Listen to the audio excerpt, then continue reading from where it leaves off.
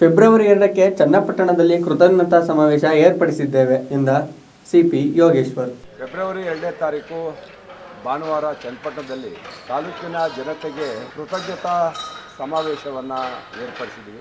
ಜನ ಆಶೀರ್ವಾದ ಮಾಡಿ ತಾಲೂಕಿನ ಶಾಸಕನನ್ನಾಗಿ ಆಯ್ಕೆ ಮಾಡಿದ್ದಾರೆ. ಅದಕ್ಕಾಗಿ ಚನ್ನಪಟ್ಟಣದ ಜನತೆಗೆ ಕೃತಜ್ಞತೆಯನ್ನು ಸಲ್ಲಿಸಲು ಕೃತಜ್ಞತಾ ಸಮಾವೇಶವನ್ನು ಏರ್ಪಡಿಸಿದ್ದೇವೆ ಎಂದರು. ಕಳೆದ ಉಪಚುನಾವಣೆಯಲ್ಲಿ ತಾಲೂಕಿನ ಜನ ಕಾಂಗ್ರೆಸ್ ಪಕ್ಷದ ಅಭ್ಯರ್ಥಿಯಾಗಿದ್ದ ನನಗೆ ಆಶೀರ್ವಾದ ಮಾಡಿ ತಾಲೂಕಿನ ಶಾಸಕನಾಗಿ ಕೆಲಸ ಮಾಡಲು ಅವಕಾಶ ಮಾಡಿಕೊಟ್ಟಿದ್ದಾರೆ. ಜನಗಳಿಗೆ ಅಭಿನಂದನೆ ಸಲ್ಲಿಸಬೇಕು ಅಂತೇಳಿ ತಾಲೂಕಿನ ಕಾಂಗ್ರೆಸ್ ಪಕ್ಷದ ಘಟಕ, ಜಿಲ್ಲಾ ಘಟಕ ನಾವೆಲ್ಲ ಕುಂತು ಮಾತಾಡಿ ಕಾರ್ಯಕ್ರಮವನ್ನು ಏರ್ಪಾಡು ಮಾಡಿದ್ದೀವಿ.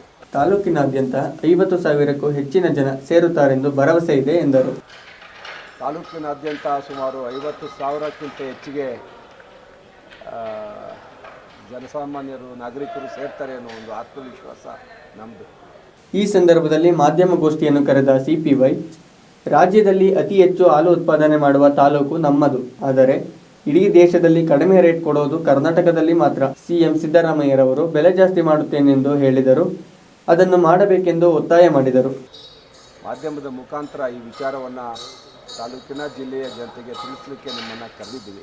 ರಾಜ್ಯದಲ್ಲಿ ಅತಿ ಹೆಚ್ಚು ಹಾಲು ಉತ್ಪಾದನೆ ಮಾಡ್ತಕ್ಕಂಥ ತಾಲೂಕು ನಮ್ಮದು.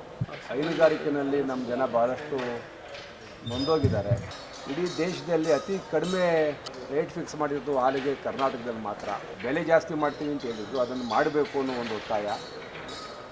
ತಾಲೂಕಿನಲ್ಲಿ ಉಳಿದಿರ್ತಕ್ಕಂಥ ನೀರಾವರಿ ಯೋಜನೆಗಳಿಗೆ ಹೆಚ್ಚು ಒತ್ತು ಕೊಡಬೇಕು. ಚನ್ನಪಟ್ಟಣದಲ್ಲಿ UGDಗೆ ಹಣ ಬಿಡುಗಡೆ ಮಾಡಬೇಕು. ಸಾಕಷ್ಟು ಅಭಿವೃದ್ಧಿ ಆಗಬೇಕು.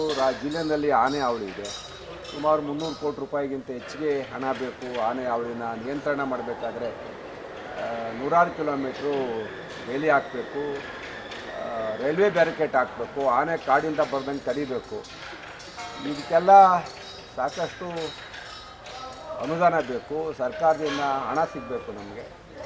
ಆ ನಿಟ್ಟಿನಲ್ಲಿ ವಿವಿಧ ಇಲಾಖೆಗಳ ಕಾರ್ಯಕ್ರಮಗಳ ಅಡಿಯಲ್ಲಿ ತಾಲೂಕು ಅಭಿವೃದ್ಧಿ ಆಗಬೇಕು. ಎಲ್ಲ ದೃಷ್ಟಿಯಿಂದ ಈ ಕಾರ್ಯಕ್ರಮವನ್ನು ಸರ್ಕಾರದ ಗಮನ ಸೆಳೀತಕ್ಕಂಥದ್ದು, ಸಾರ್ವಜನಿಕರಿಗೆ ಅಭಿನಂದನೆ ಸಲ್ಲಿಸ್ತಕ್ಕಂಥದ್ದು, ನಮ್ಮ ಕಾರ್ಯಕರ್ತರುಗಳಿಗೆ, ಮುಖಂಡರುಗಳಿಗೆ ಶಕ್ತಿ ತುಂಬತಕ್ಕಂಥ ಕೆಲಸ. ಮತ್ತು ಮುಂದೆ ತಾಲೂಕು ಪಂಚಾಯತಿ, ಜಿಲ್ಲಾ ಪಂಚಾಯತಿ ಚುನಾವಣೆಗಳು ಬರ್ತವೆ. ಆ ನಿಟ್ಟಿನಲ್ಲಿ ಪಕ್ಷ ಸಂಘಟನೆ ಇದೆಲ್ಲ ಮನಸ್ಸಲ್ಲಿ ಇಟ್ಕೊಂಡು ಈ ಕಾರ್ಯಕ್ರಮವನ್ನು ಆಯೋಜನೆ ಮಾಡಿದ್ದೀವಿ.